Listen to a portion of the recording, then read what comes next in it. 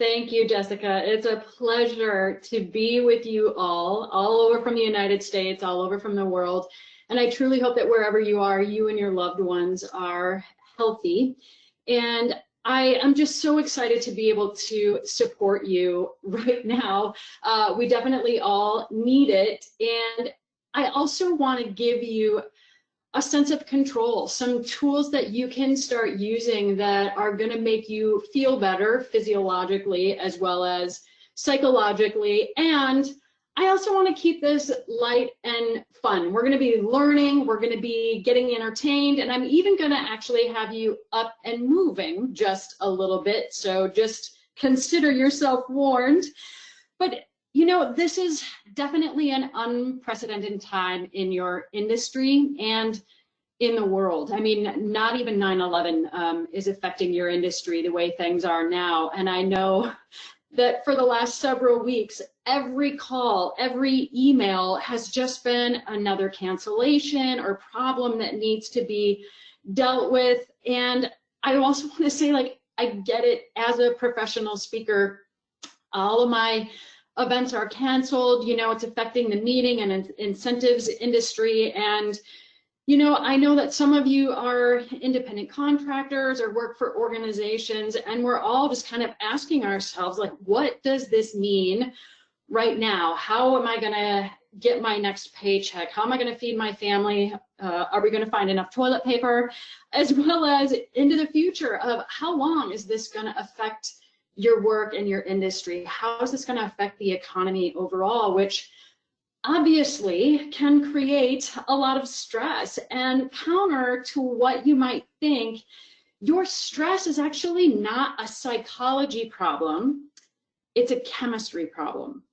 Now, I usually like to surprise people in audiences with this air horn that just startles everybody to illustrate this point, but I'm sure that you all have been feeling the chemistry of stress, probably now more than any time in your life. So I'd love to know from you in the chat box, how has stress been showing up for you physically? How has it been manifesting? So go ahead and type in your answer in the question box. And while you're doing that, I'll share, for me, usually the first thing that shows up is sleep issues. So I've actually been up since 3 o'clock this morning with monkey mind, you know, just the to-do list. I've noticed tightness in my chest. So how has this been showing up for you physically? Maybe in the foods that you're wanting to eat or not eat, sleeping, wanting to sleep more or less, finding yourself more distracted? Yeah, it looks like sleep is coming up a lot, either sleeping in too much or not sleeping enough. We've also got a few people saying they're having headaches. Some people are shoulders are tight, a lot of anxiety or tight stomachs, just not being able to eat very well, or eating too much and stress eating. Yeah, just lots of different ways this is manifesting for everyone. Great. Well, thank you for sharing your answers. So you know that now stress is a chemical event that radically changes our chemistry and our physiology. And a lot of the times we cannot stop these chemical changes from happening. As soon as that stressor is registered, our body just automatically goes into fight or flight mode. And it literally takes milliseconds for all these major chemical changes to happen. Now, I want to say that's all the negative downer things that we're going to be talking about, because today I really want to give you some simple, game-changing solutions that are grounded in science and exercise physiology that are going to help to restore your chemistry from stressed back to an ideal state. So I'm going to give you some solutions that you can use that are going to restore your chemistry right now in the moment, but some solutions that will also actually make you more resilient for future stressors. So let's talk a little bit about the chemistry of stress. So let's just say we're in a state of balance and you get that next email cancellation, and immediately stress hormones just come squirting and spraying all over your innards. And what those stress hormones do is trigger your body to release energy from storage sites, and it puts that energy into the bloodstream to have energy available for our muscles to either fight or flee. Now, when we fight or flee, we get a short burst of intense physical activity. And what that activity does is it burns off those stress hormones and produces a new subset of hormones that for now we're just going to call the bliss molecules. And what those do is neutralize the negative effects of the stress hormones and restore our body and brain back to a state of balance. And this is just a beautifully designed system, because the end result of a stressful event is that we are back to a state of balance. And every one of us is still hardwired this way. Now, the key to this really functioning is the step that's called fight or flight, or what I like to call play it out. Getting that short burst of intense physical activity is what then gets rid of the stress hormones and changes our chemistry. But unfortunately, this primitive hardwiring doesn't really match how we experience stress today. Like, stress is really consistent and ongoing, and most of us don't have a chance to play it out. We don't fight and we don't flee. So guess what happens to those stress hormones? Absolutely nothing. They just continue to circulate and recirculate in the body. And it really affects our brains, our bodies, our abilities to sleep, our energy, and our performance. One of the major stress hormones that gets released is cortisol. And it does affect our immunity, and really all the things that you typed into the chat box are really a result of cortisol. It's extremely powerful, but you know, of all of the systems that it affects, it really affects our brain. So maybe you've noticed in the last few weeks how it's affecting your decision making, how you're prioritizing things, what you're focusing on, and whether you're able to stay focused, your emotions. And all of these things are really affecting your performance at work as well as in your personal life. Now, our brain is incredibly complex and amazing, but we're just going to keep things really, really simple. You have two major portions of your brain. The first part of our brain that developed was our primitive caveman brain. So I like to think that we have two different people sort of living in our heads. So this is Sneaky Pete, and he represents your primitive caveman brain. And he is very animalistic and instinctive. And he has three jobs, the three F's: fight, flight, and fornicate. Maybe you thought there was only two. There's that third F in there. But he is very reactive. And this is also the part of our brain that's highly emotional. And it's hardwired to be negative, to be defensive, and to always assume the worst. And what I really want to point out about caveman brain and Sneaky Pete is that there is no capacity for rational thought. So Sneaky Pete actually does some great things for us. He's all about our survival. So he has a very strong emotional drive. He's very passionate. He's very motivated. He's really action oriented. Now, the reason why I call him sneaky is that he has his downsides as well. And that is his tendency is always to be negative, to see the problems instead of the solution, to not want to change. He's also really reactive because he doesn't think things through because he doesn't have the capacity for thought. And Sneaky Pete hates change. Sneaky Pete loves the comfort, safety, and security of habit and routine. So right now, with all the change that's going on in the world, in your industry, and in your jobs, I know that Sneaky Pete has been pushing himself front and center in our brains. And I also want to say that Sneaky Pete is the default setting for our brain because he takes the least amount of energy to use. And our bodies are really designed to try to conserve as much energy. So Sneaky Pete, caveman brain, default setting. So advanced brain, I was like, well, who would make a great poster child for advanced brain? And immediately I thought, Sheldon Cooper, Big Bang Theory. He's the theoretical physicist. He's very intellectual. So it's this part of our brain where we have the ability for rational thought, that we can project out into the future. We can have self-discipline and willpower. And this is also where our strong sense of purpose comes from. But Sheldon is not perfect either, and he has his downsides as well, and that is we have a limited amount of self-discipline and willpower. The more we use it, the less of it we have. It's easily exhausted. Sneaky Pete is often overridden by emotion, and Sneaky Pete is not our default setting. He takes a tremendous amount of energy to use, so he does exhaust our energy supply. Now, each and every time our stress response is triggered, Sneaky Pete completely hijacks our advanced brain. We have no access to it whatsoever. And a great example of this is what's going on right now in the stock market. It's called behavioral economics. So what's the name of the game in the stock market, basically?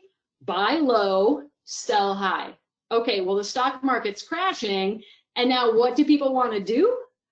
They just become highly emotional, and they become really reactive, and they lose that intellectual ability to just sit tight and do nothing.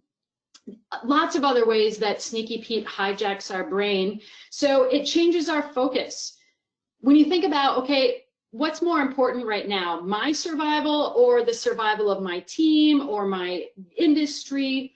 A lot of times we're like, okay, I'm just going to look out for number one. When you think about, during times of stress, are we being proactive or are we being reactive? Sneaky Pete's in charge, so we're being reactive. Are we focusing on the problem or are we focusing on the solution? Sneaky Pete always wants to focus on the problem. The solution means change. It means investing energy. And also short-term versus long-term. Right now, Sneaky Pete is in charge, and he's just all about, what do I need right now to feel better, instead of thinking about what are the long-term consequences. So here's the thing, is that we can have cognitive techniques to deal with our stress, but during times of stress, we don't even have access to the cognitive Sheldon Cooper advanced part of our brain. So what we're going to be doing is we are going to actually start correcting the chemistry of your body and brain first, so that we can get Sneaky Pete out of the driver's seat, and then we can optimize your cognitive techniques and your psychological tools. So my background is in exercise physiology and psychology. So we're really going to be blending the chemistry of the body and the brain together. And how do we do that? So as I mentioned, Sneaky Pete doesn't like change. So while you might be on board with everything that I've said, and you're like, okay, Jenny, just tell me what to do. I want to be resilient. We all know that change really isn't that easy. So what we're going to do is break this down into a series of 3 micro strategies that I'm going to be sharing with you today. So what we need to do with change, since Sneaky Pete doesn't like it, we actually have to shrink it down and make the change so easy that a caveman could do it. Thank you, Geico. What these micro strategies are also going to do is restore and change our chemistry back to an ideal state. These are going to be things that are quick and easy to do, because the last thing that I want to do is add more stress. The first micro strategy I like to call a microburst. So our ancestors did play it out with their stress with a short burst of intense exercise. They either did the fighting or the fleeing.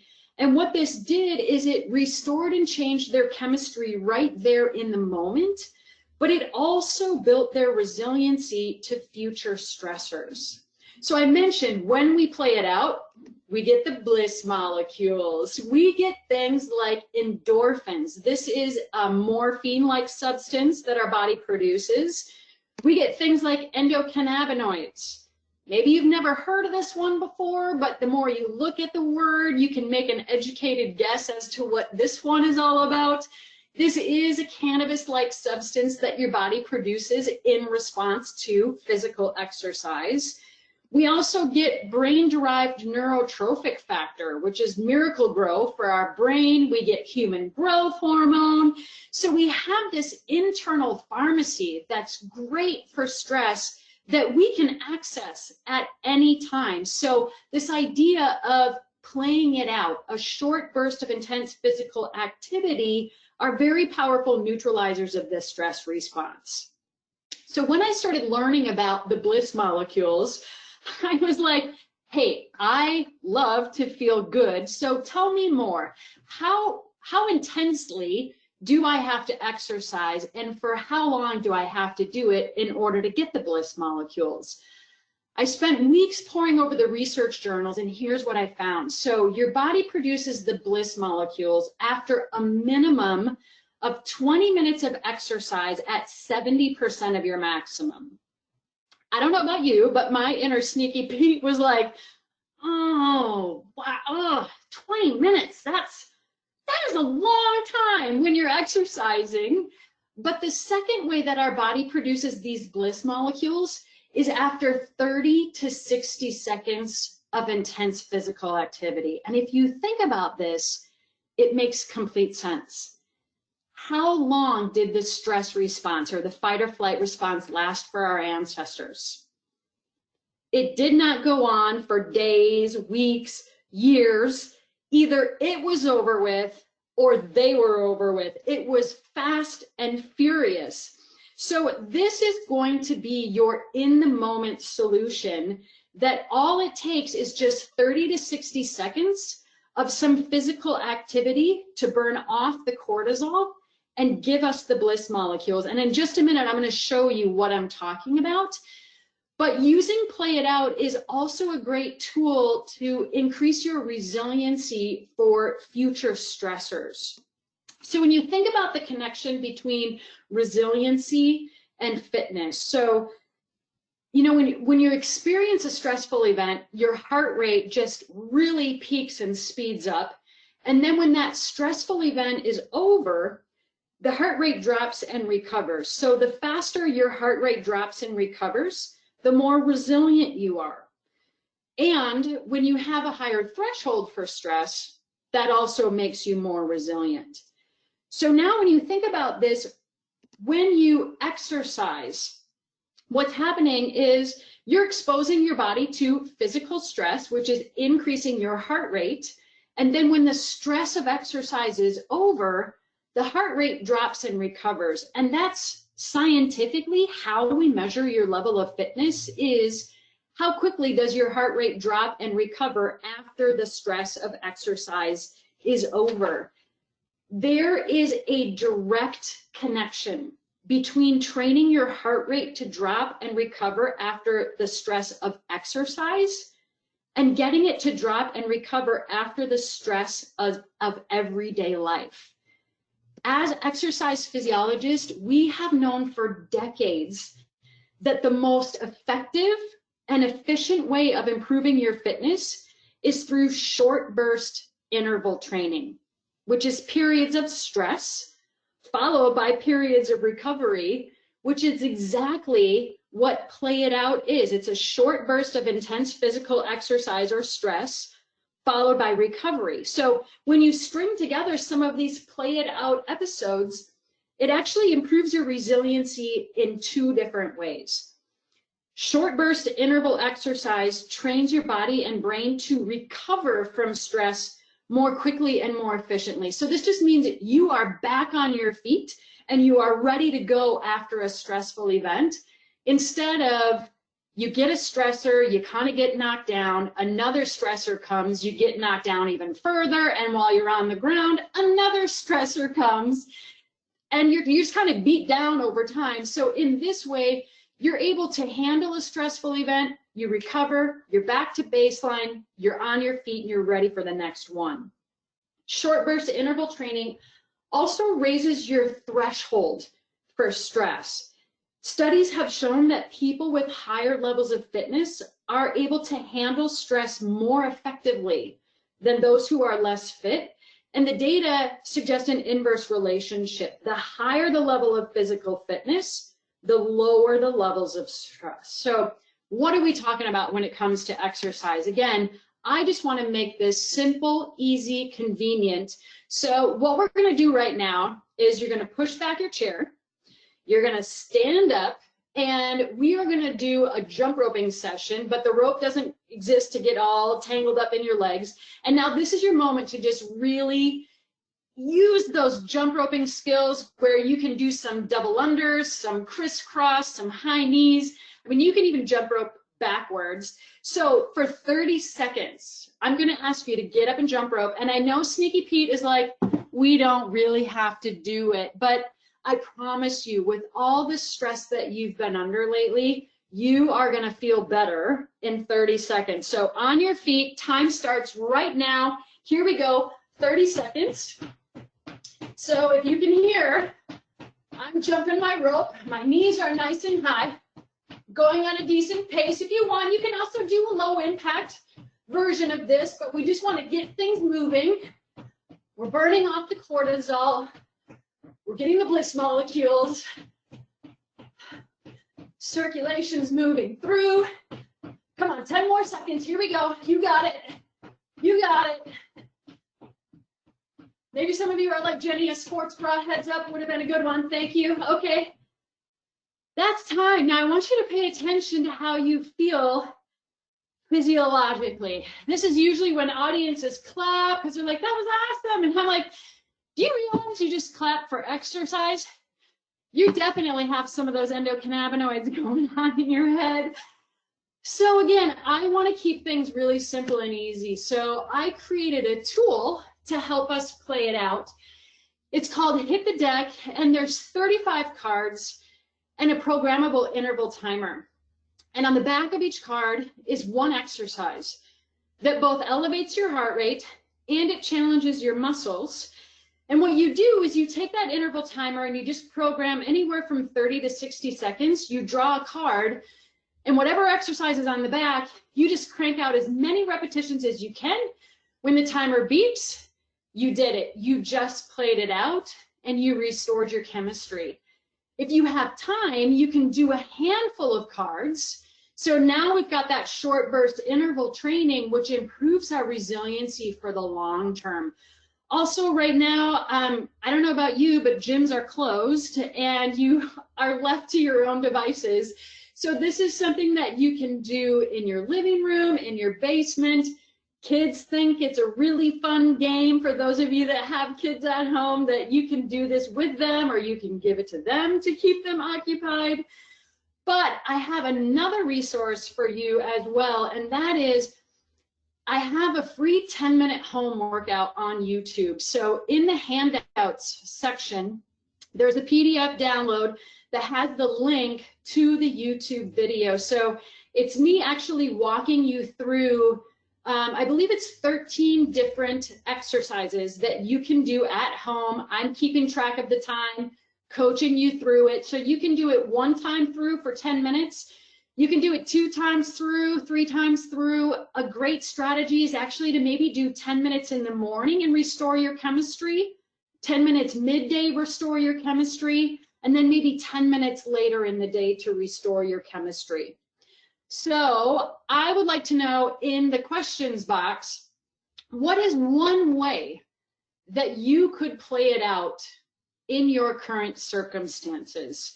So maybe you decide, I'm going to get down on the floor and do push-ups 3 times a day, or I'm going to do some burpees or some shadow boxing, or maybe you can go outside. Maybe there's a hill.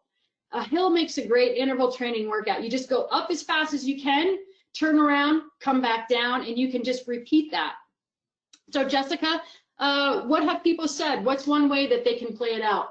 Yeah, Karen and Jennifer have a good idea. They just like to dance it out to their favorite song. Yes. We've got Jessica who does planks. We've got Jennifer who runs in place like the football trainers or football players in training videos. Claudine does shadow box. Lauren does jumping jacks. Lots of walking my dog, biking hills. Yoga is also a response we're getting a few times. Lots of good ideas. Awesome. Great. I love them all. Great. Okay, the second micro strategy that I want to share is that stress and cortisol affect our food choices, but our food choices also affect stress and cortisol. So some of us might be eating more, some of us might be eating less, but basically everything that we eat gets broken down into glucose, and that gets released into the bloodstream. And so this green line would be like our blood glucose levels. You eat a little breakfast, you have some lunch, some dinner. As long as blood glucose levels are within that ideal range, we're not adding any additional stress to the body. So sometimes we might go too long without eating. So for example, if I go more than like 4 hours, blood glucose levels drop below the ideal range. And what that does is it actually triggers the stress response and the release of cortisol. So what happens is there's not enough glucose to go to both Sheldon and Sneaky Pete. Well, so your body gives that energy to Sneaky Pete, and then we start becoming emotional and reactive, hangry, if you've ever experienced that. And we don't have very good energy and productivity from a physiological perspective. And low blood glucose actually means low brain activity, because remember I said that Sheldon, advanced brain, needs a lot of energy to function well. And so when we don't have enough glucose in the system, Sheldon really isn't powered to be making good decisions. So just like we were going to play it out, you're also going to plate it out. And what this really means is that you're going to be eating about every 3 to 4 hours during the day so that those glucose levels stay within the ideal range. So we're not triggering the stress response by going too long without eating. So what does that look like? Well, pretend that this is your plate. Your first order of business is finding a lean source of protein. Now notice I didn't say what kind of protein. I'm going to give you a lot of choice here. So, you know, anything that's lower in fat, you want to find some lean protein. About 50% of your plate coming from fruit and or vegetable, and then the other 20%, what is that, 25%? Geez, Sneaky Pete's in charge. Coming from whole unprocessed grains. Now again, you get to choose what you want in these portions, but as far as what portion size look like, your protein is really going to be sort of the size of the original caveman of electronics, the very first iPod that came out. So that's about 4 to 5 ounces of lean protein. And then your fruits and or vegetables will be about the size of your closed fist or a handful. And then your sources of whole grains will be about 2 handfuls. So from a nutrient perspective, this is good, but also having the protein and the fiber from the fruits and vegetables helps to really keep our blood glucose levels pretty consistent. So as far as how much to eat, you really only want to eat enough to last you for about 3 to 4 hours, because we are going to be alternating between meals and snacks about every 3 to 4 hours. And snacks are simple and easy. They're not meant to make us feel full. So I'm only talking about 100 to 150 calories. And ideally choosing a snack that's low glycemic. And what I mean by that is a low glycemic food gets released into the bloodstream more slowly over time versus something that's high, that red line, you can see we get a spike, which is too much, and then we get a crash. There are 3 things that make a food lower glycemic: if it has fat in it, if it has fiber in it, and it has protein in it. So ideally, our in-between meal snack is going to be something that's low glycemic. And I'd be asking, well, Jenny, what foods are low glycemic? So here's an example of some foods and where they fall on the glycemic index. This is one of your handouts. So make sure before this is over, you download this so that you sort of have this to reference. So again, it's just 100 to 150 calories of ideally a low glycemic food. Another handout that's in there, so I also put together some 60-second meal preparation ideas. So those of you that don't like to take a lot of time to prepare a meal, again, quick, easy, 60-second solutions. So I'd love to know from you, what's one thing that you can do to make sure that you're kind of eating light and often and plating it out and not triggering that stress response. So maybe you used to skip breakfast, or maybe you were told you're not supposed to snack between meals. Jenny, Linda says that she has all of her fat snacks downstairs and she has to do a project like clean something before she can go downstairs to get that snack. I love it. I love it. A lot are saying meal prep and all kinds of good ideas. Great. Good. And you don't have to do all of these, you guys. Like I said, just pick one. Make it so easy that a caveman could do it. Okay, final micro strategy. When we met Sheldon and looked at his LinkedIn profile, one of his top strengths was sense of purpose. Getting clear on purpose is essential for resilience. Research has shown that people who lack purpose in life, along with less frequent physical activity, ironically, have a higher incidence of depression and anxiety, and they're less resilient to traumatic events. When we think about, write about, talk about our values and purpose and beliefs, it changes our chemistry. We get a whole nother subset of molecules that really kind of take Sneaky Pete out of the driver's seat and put Sheldon back in charge. These make us feel focused, productive, confident, less anxious and depressed. So one question that I'm just going to ask you to contemplate is, what do you believe? You know, when we talk about mission or purpose, that's a pretty big, overwhelming question. But if you were to make a list of what are your top 5 beliefs, what do you know to be true?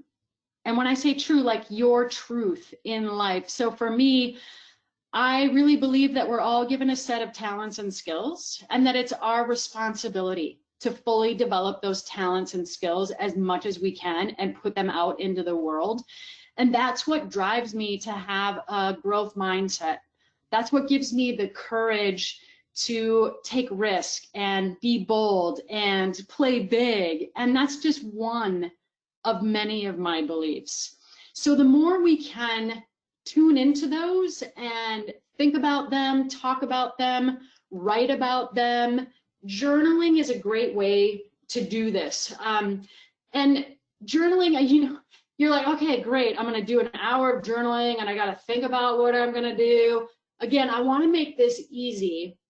I've created 365 days of journaling questions that you could just literally spend 60 seconds each day, either reflecting on this question at the beginning of the day or the end of the day, or work it into conversation with others.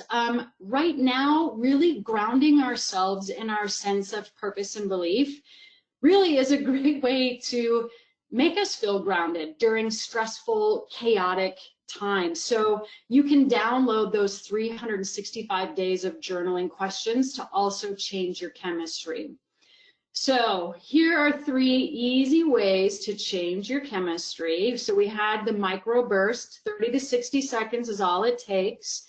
We've got micro meals, eating about every 3 to 4 hours, small, moderate sized meals, small snacks to keep blood glucose ideal, and anchoring into that sense of purpose and beliefs are 3 easy ways that we can control our environments and our chemistry to be more resilient. So if you want the Hit the Deck, I have a book that I wrote on stress. You can also contact me at jennyevans.com, but please also make sure that you download those handouts, and I'd love to answer any questions that you might have. Okay, great. Thank you so much, Jenny, for this awesome presentation. If you have any questions for Jenny, go ahead and enter those into the questions box and we'll get those answered for you. Just everybody so far saying thank you, and this is super helpful. Our first question is, what is your morning routine? Okay, so I'm an early riser and my morning routine always starts with coffee. Though I will say, if we drink too much coffee, caffeine can actually stimulate the release of cortisol. So while I've been having coffee, I've actually been cutting back because I am feeling that I've got a little bit more cortisol than usual. And I am most productive in the morning. So first thing, I get to work and really take advantage of the fact that my brain is in an optimized state. And then mid-morning is when I go and do my interval training workout. It's a nice break in the day, and it also gives me some energy to really get through my afternoon. Oh, and breakfast. I forgot breakfast. Like that's totally non-negotiable. Because when we wake up in the morning, blood glucose levels are actually below the ideal range. We all wake up as Sneaky Pete, and we don't transform into Sheldon until we actually put some glucose in the system. And it doesn't have to be a full-on breakfast. It could be half of a banana, a few scoops of yogurt, and then if you want to have your like official breakfast more later in the morning, that's totally fine too. Good question. Okay, great. And Julia wants to know, where can we find the card game? Julia, if you go to my website, jennyevans.com, it's under products and it's also on amazon.com. And don't forget though that there's the free YouTube video version too. Okay, and then when for microbursting, do you need to get your heart rate up?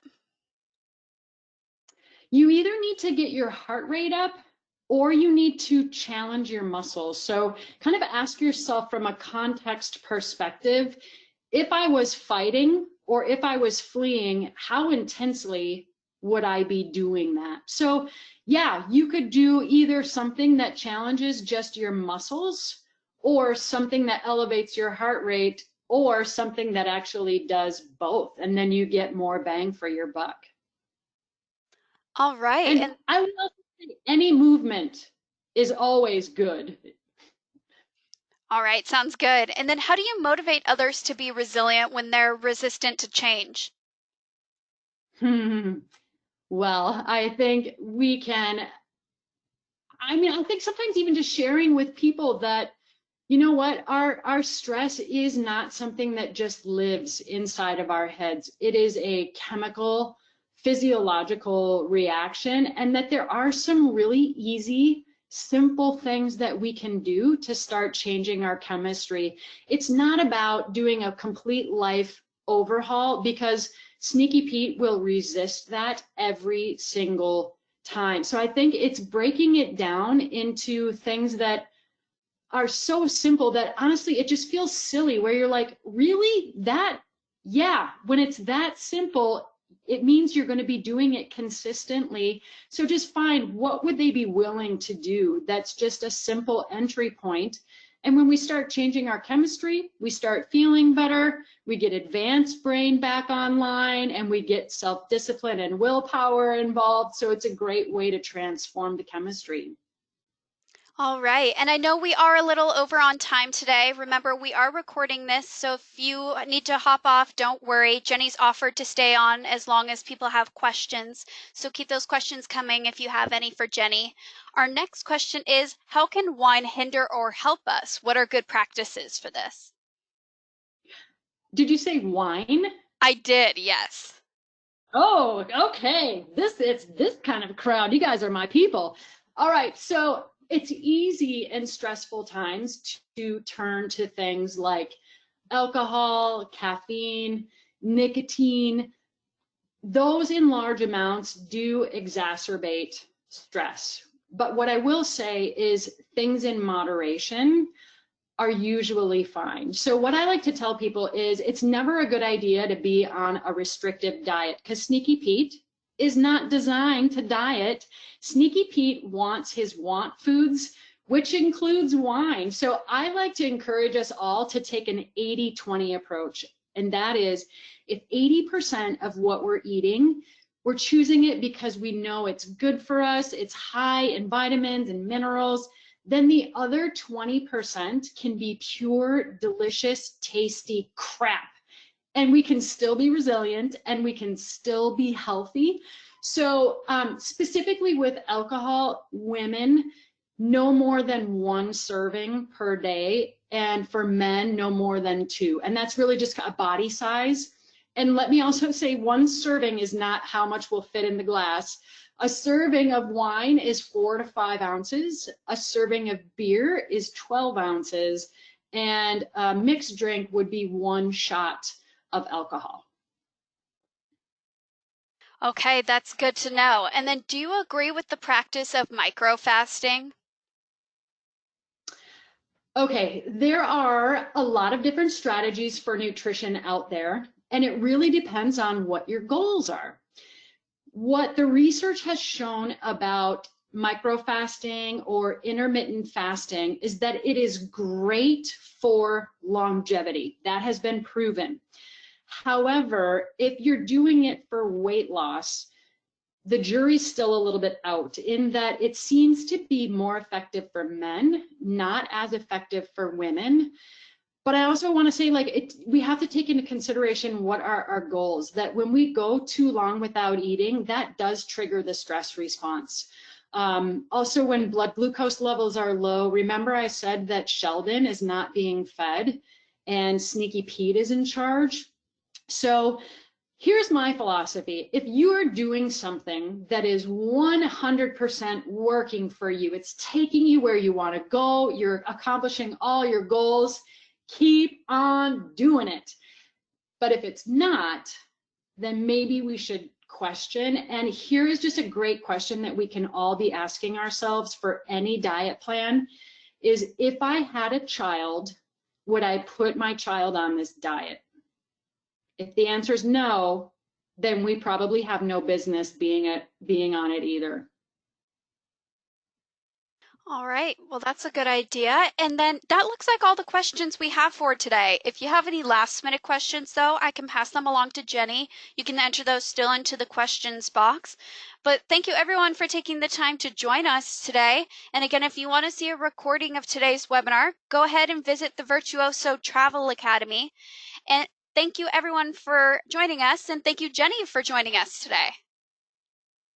Thank you so much. I so appreciate it. Stay well, everyone.